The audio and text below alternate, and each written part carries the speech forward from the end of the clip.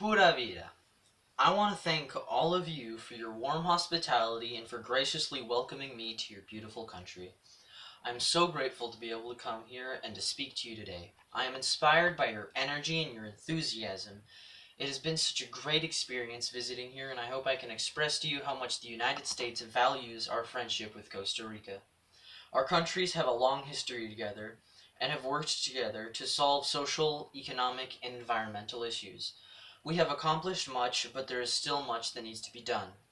First, I would like to congratulate you on your efforts to preserve and protect the rainforests and cloud forests of Costa Rica. The biodiversity of Costa Rica is vast. There are still many unidentified plants and animals in its unique habitats that must be protected. As supported in an article by Jonathan Watts for The Guardian, very few countries have made the investment of resources that you have made in order to reduce deforestation and even increase the forest cover of Costa Rica. Costa Rica has been recognized as one of the first countries to meet the United Nations biodiversity standards by paying landowners to preserve old growth forests and plant new trees, as well as using money from fuel and other taxes to pay for nature reserves and environmental services. Costa Rica has increased the forest cover by 54%. Costa Rica has been an example to the world of what it means to take the steps that are needed for ecological protection.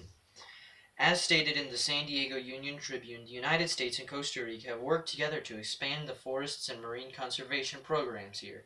As necessary as it is to protect the forests of Costa Rica, we must not forget that its biodiversity extends to the sea as well.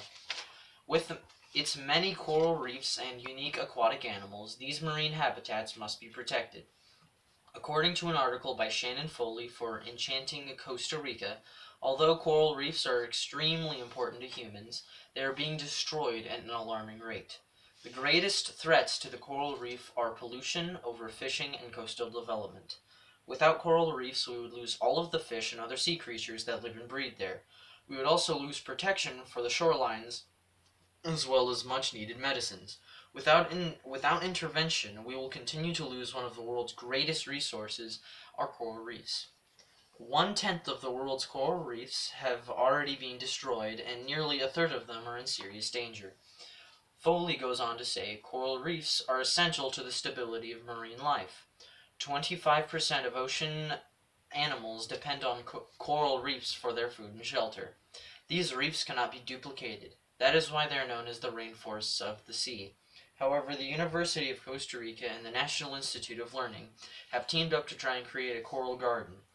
Fragments of coral are transplanted onto artificial structures to create coral nurseries.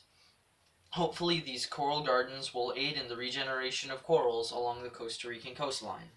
It is important that we continue to work together to preserve the coral reefs of Costa Rica. One of the most beautiful things about the culture of Costa Rica is that it is the importance placed on family.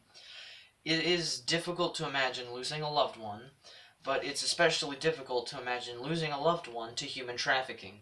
According to the Central Intelligence Agency World Factbook and the United States Department of State, Costa Rica is a source, transit, and destination country for men, women, and children subjected to sex trafficking and forced labor. Costa Rican women and children are sex trafficked in Costa Rica, with offenders coming from both the United States and Europe. Men and children are exploited and subjected to forced labor.